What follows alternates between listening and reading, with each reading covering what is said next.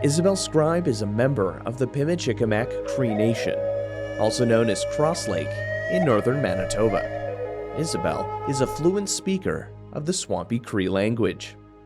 She and her husband Charles raised their children in ceremonies and with traditions. Isabel provides culturally responsive counseling, therapy, Indigenous ceremonies, and empowerment through storytelling, workshops, and sharing circles.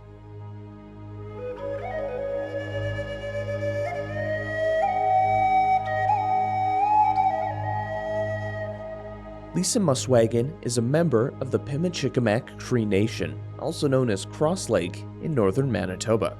She is Nakota Cree and grew up in Northern Manitoba, the Interlake, and Winnipeg.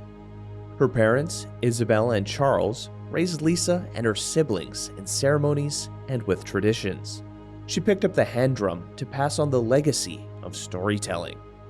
She's on the path of breaking cycles and is learning Cree to teach it to the next generation. Danse Lisa Muswagon Nitisniga Sun Pimicikamak Nina Oche Esquel Squaw Homanina. Hello, my name is Lisa Muswagon. I'm from the Pimicikamak Cree Nation and I'm a Cree woman from Northern Manitoba. And I am here with my mother, Isabel Scribe, and I'll let her introduce herself. Danse Nina Tisniga Sun Isabel Scribe Pimicikamak Cree Nation Chinina. Aga Inish Konina Baskek Tisniga. My grandpa would say, a baskeg, you're a baskeg. Yeah, meaning Swampy Cree. Good day to you all. And how's everybody doing out there? I'm so glad you found some time to join us and to come learn some Cree with us. It's been very exciting lately. We hope you had a chance to tune into the last episodes because this episode we want to talk a little bit more about ribbon skirts. It's been something we've been seeing a lot lately.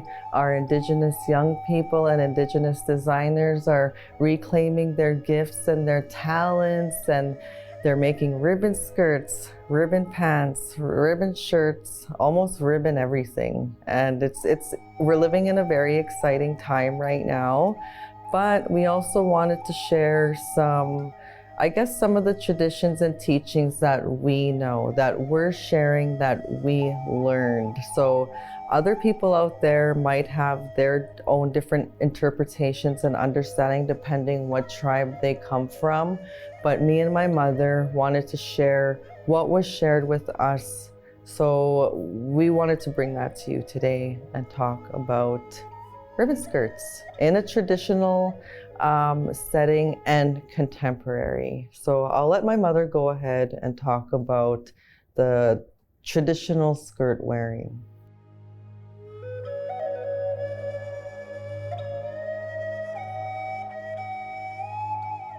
Okay, today we're going to talk about ribbon skirts. It's part of us to wear skirts in ceremonial ways or events that are very important to all of us. Most of the time we wear normal clothes at home, but these special times is what we take out our regalias. I call it a regalia because this is part of me, you know, because it represents our colors. It represents the spirit of you, and it carries you and call upon the powers to be to help you. And I'm very thankful to share some of the knowledge in this way, because skirts are very sacred. Not just in those events, but in a ceremonial way, Sundance way of life. Everybody has their own way of doing things, their style, and the moccasins as well come with it. And it's very sacred of the sacred, I call it.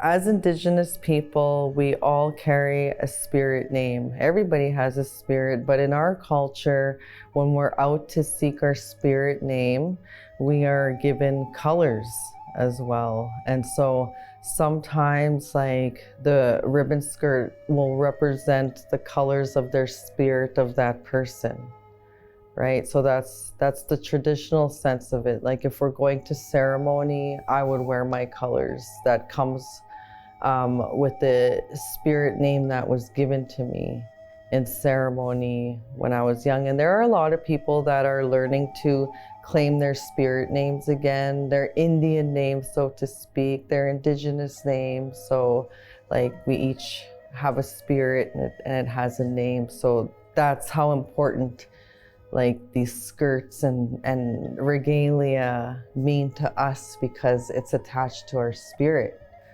Yeah, so that's part of the traditional sense. Now, Mom, how do we say skirt in Cree? Miskutakan.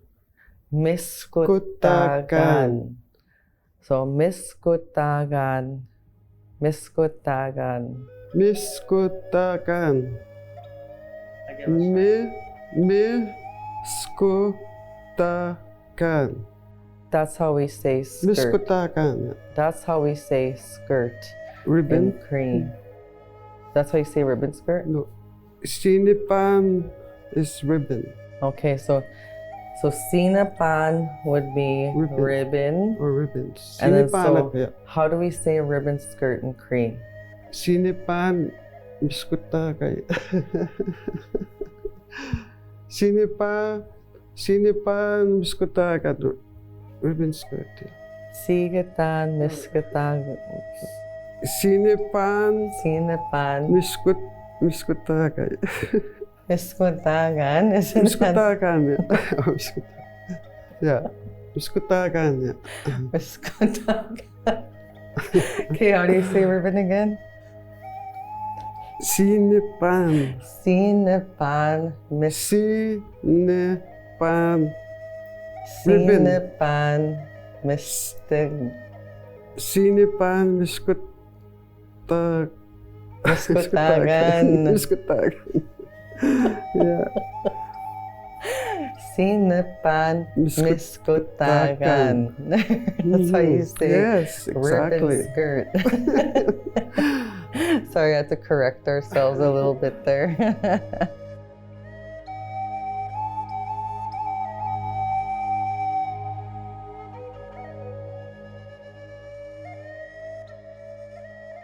So yeah, so the importance of a ribbon skirt, right? And so there can be many other issues that come with it, but right now we just want to share the basics and the basic understanding. And yeah, if any challenges come, we'll take it up on another episode. No, just kidding. Okay. One of the things I must warn you, like the young girls out there, whoever comes to our ceremonies, you know, like our events, you know, and they say, wear a skirt. You gotta wear a skirt because the elders, they're gonna watch you, you know. Elders, because there are always elders around, and they say, she's not a lady if she's not gonna wear a dress, you know, like that, you know. So it's respect. So that's in her time, but in my time growing up as a contemporary hand drum singer, I would go in just my normal day clothes or dress up really nice in my day clothes, and I would go and I would have elders come up to me and say, where's your skirt? Why are you not wearing your ribbon skirt? And for me, it bothered me a little bit because of my generation and time, right? So that's why I mean, people sometimes have these conflicts, and now we have a newer generation who have other thoughts and ideas. So there's always that, you know, with the skirts, which actually brings me to the contemporary style of skirts. Like I don't think dresses or skirts hit the households until they were always in the household. That was to be modest and whatever it was, wearing a skirt or a dress, right? That was ladylike, that was prim, that was proper.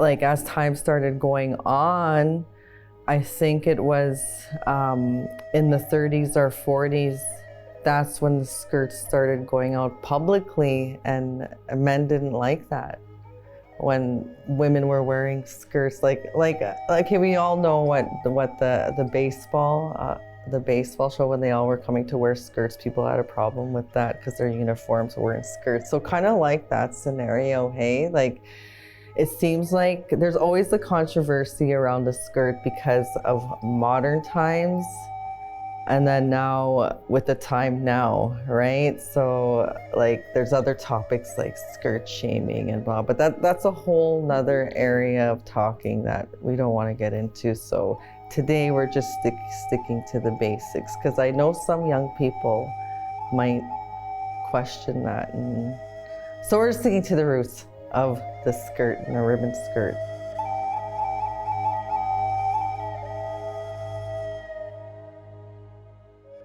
In other words, too, this is very important. This dress is so important to our elders. You have to be a woman. You got to be a woman. Dress like a woman. Be a woman to your children. Be like a woman, you know. Your life giver, you know. So the dress is the symbol of, you know, all that. And the elders, they're very persistent on having a dress on all the time, but nobody wants to. But in the special occasions, we do that, you know. We have special dresses that we keep. Well, even in powwow dancing too, they're all wearing like dresses or skirts, right? And so on, I guess another traditional aspect on the dress or the skirt would be like the jingle dress dance, right? And in powwow, we see, if you're at a powwow and you see the dress with the cones, that's actually a healing dance. And the women would wear 250 cones, or they'd have a number of how many cones they want to wear on their dress, because the story is that there was sickness in a family, and so a jingle dress was made, and they began dancing in that dress, and so they became healed in that way. So that's how the jingle dress dance came about to be in powwow, right? And so that's part of the healing ceremony and whatnot. So skirts are very important in our traditional ceremonies, although we get challenged by recent, like the newer generations, but still, like my mother said, it is a form of respect for the elders, for the old people, because like even when you look at traditional pictures of people in our culture, they have buckskin dresses. If you go to a Sundance ceremony, you're going for a healing ceremony. You're going to dance for someone that has cancer, right? So it's very sacred that you get your colors from the elders, the medicine people, through the spiritual ways. So what we do is we go give tobacco. Okay, I want to dance for my sister, this. And then we do a ceremony that the spirits would say, these are the colors you need and the color of the dress. So I go in and dance for 4 days, no food, no water. So it's very important, yeah, sacred of the... Yeah, so in ceremony, I guess the numbers, what your dress looks like in ceremonies would be what was given to you or what you were told to wear by the elders in ceremony, with the ceremony they had for you to prepare for that dance. That's what the dress would represent. And then most of the time I see 4 different colors. The 4 nation colors that we hang at the Sundance Way of Life. It's the red, white, black, and yellow. Yeah. The 4 colors. So that the yellow color represents the sun, you know. The white represents, the morning, yeah, that's the sunrise. The east, right? And then the white represents the south. And the black represents the west. And the other color, red, represents the north. So sometimes people use those colors. You know? Yeah, to represent all nations. And then there's another healing colors too. It all depends on the ceremony. Like doctoring ceremony, you don't use black, you use blue, you know, red, white, and blue. So there's always protocol, Yeah, there's I guess, protocol, yeah. depending on the circumstances. And then usually you'll be given your colors and how it should look through a traditional ceremony.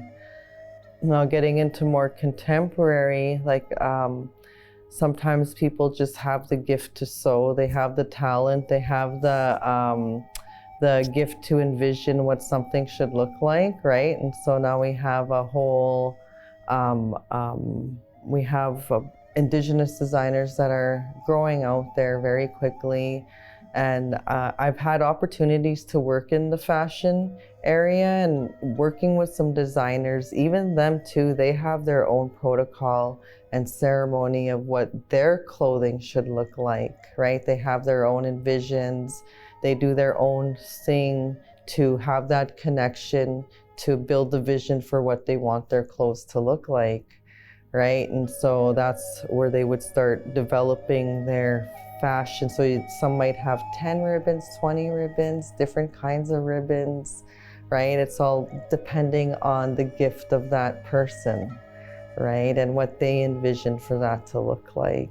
Yeah, so our young people, again, we're reclaiming our traditions and culture. And so that's why lately you've been seeing a lot of ribbon skirts, beaded earrings, beaded hats, beaded moccasins, you know, and now we're having them as, you know, like fashion accessories, but more like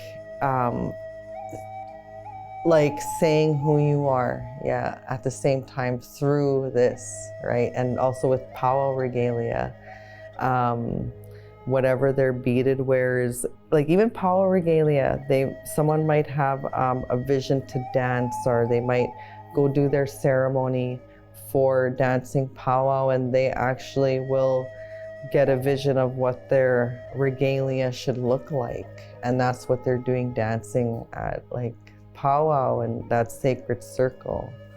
Yeah. So it's healing, it's ceremony. There's traditions in it, and there's contemporary, I guess, ways through their own gifts. In them days, we never had things like this, right? So in those days, we used to use birch bark for tobacco offering, you know, the colors, birch bark red, you know, stuff like that, colors. So that was our offering to God, you know. And then the hide, of course, came from the animals, you know. It's a very sacred moment. It's nothing to, it's what we had, you know. That's all we had, you know, those days. But nowadays, they can just do whatever. Yeah, people make whatever now. Yeah. So, but us as older people, we know the protocols. I remember even one time hearing from another lady in the community that like the drum represented like the woman's skirt, so that's why you could never tip your drum upside down, because you always had to have it, you know, respectfully and proper. And so, you know, like not to leave your drum laying around. And so there's also stories and attachments that come to the skirt. Yeah, so it's not just the skirt. It's not just the skirt. It's related to the teepee teachings. Okay, this is when you look at a teepee standing up, well set up, wow, it looks like a woman's skirt, you know? Yeah. So that teaching in there with a woman's skirt, there's family, life. Mother's a life giver, right? She has kids, so she wraps around her kids like this, you know? So that's family, love, compassion, yeah. The teepee represents that in that circle, so it's like a skirt hugging everybody in there. Yeah, well, the ceremony's going on, and then your feet are planted to the ground through your moccasins, and so, yeah, it's not just a skirt. There's a lot. So how do we say moccasins in Cree? Moccasins? Are you? Give us, Kimaskisna. Kimaskisna. Oh, hey. You caught me on that one. I gotta think about it. So while she's thinking about it, like I said before, there were no, like, clothing started coming with the residential school, right? So you wouldn't have a word for shoe, right? So they would use the root word and add to it. So like maskisna would be like your shoe, right? Or your hat. Kitastutin. Gitastutin would be like hat. Gitastutin, hat. And then how would you say shirt in Cree? I don't know, I used to hear these words a lot. I can hear it in my head, but I gotta It's bring right it there, up. but Yeah. it just can't come out. Yeah, but other than that, back to the skirt. How do we say skirt again? Kiskutagay. Gaskutag. Kiskutagay. Gis Kiskutagay. Giskutagan. Kiskutagan, yeah. You can say that too. But in the Cree language where I'm from, Kiskutagay nanima. Kiskutagay. Yeah. Giskutagay nanama. There's more to it, but that's okay. Yeah. Yeah, so just to debrief on all that we talked about today, we wanted to talk about the ribbon skirts, how important it is to our culture, to our traditions. We mentioned the colors and how important that is to our culture and traditions, as well as powwow, right? We see people dancing in their regalia, in their colors. It could be their spirit colors. So depending on the circumstances, if it's ceremony or a social gathering, right? We bring out our traditional regalia and traditional gathering and our contemporary regalia in social gatherings, like a ribbon skirt today, like we are today. Like today is an event. And it's a special event because we have an opportunity to share our culture and teachings and language with you. So we're wearing our ribbon skirts. It's been really fun. I hope that you were able to gain some knowledge from us.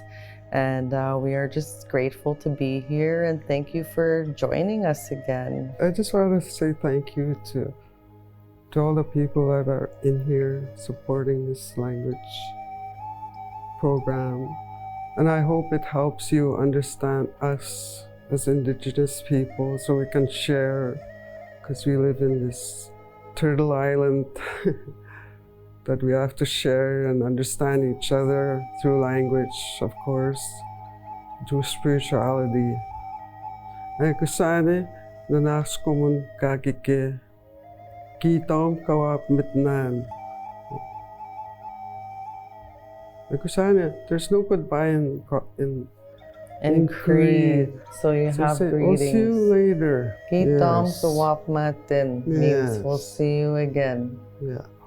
Ay kusane. Kusane. Kusane, kusane.